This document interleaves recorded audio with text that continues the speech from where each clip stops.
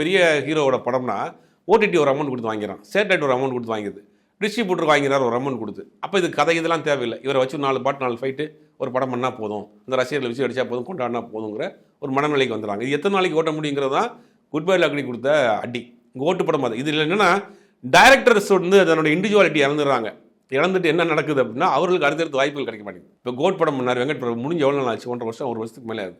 அடுத்த படம் வாய்ப்பு இல்லை. இப்போ தான் சிவகார்த்திகேயன் வச்சு ஒரு படம் பண்ணுறதாக பேச்சுவார்த்தை நடந்துட்டு. விடாமுயற்சி 2 வருஷம் படம் பண்ணார் மகிழ் திருமணி, அடுத்த படம் கிடைக்கலையே. இப்போ டைரக்டருங்கிறது அவர் தான் கேப்டன் ஆஃப் த ஷிப்பு. நீங்கள் அந்த இடத்தில் உங்களுடைய இண்டிவிஜுவாலிட்டி இழந்துடக்கூடாது. பாரதிராஜா இன்னைக்கு எவ்வளோ உச்சம் இருந்தால் கூட பெரிய நடிகர்கள் நோக்கி போகலையே. அவர் தன் கதைக்கு ஒரு புதுமுகம் தேவை. கூட கஷ்டா இவனை வச்சு படம் பண்ணுவோம், கூட ஒருத்தர் நிற்கிறான் அவனை வச்சு படம் பண்ணுவோம், யாரையும் வச்சு என்னால் பண்ண முடியும் அப்படிங்கிற ஒரு கான்ஃபிடன்ட் இருந்ததில்ல. அந்த கான்ஃபிடன்ட் இப்போ இருக்க டேரக்டர் ஏன் இல்லை?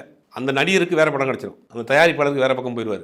ஆனால் உங்களுடைய நிலைமை நீங்கள் தான் அதை டிசைட் பண்ணணும். டெக்னிக்கல் மாறி இருக்கு, டெக்னாலஜிஸ் மாறி இருக்கு, உணர்வுகள் மாறலைங்கிறது தான் இந்த படம் ஒரு பெரிய ஒரு விஷயமா வலியுறுத்தி சொல்லியிருக்கு.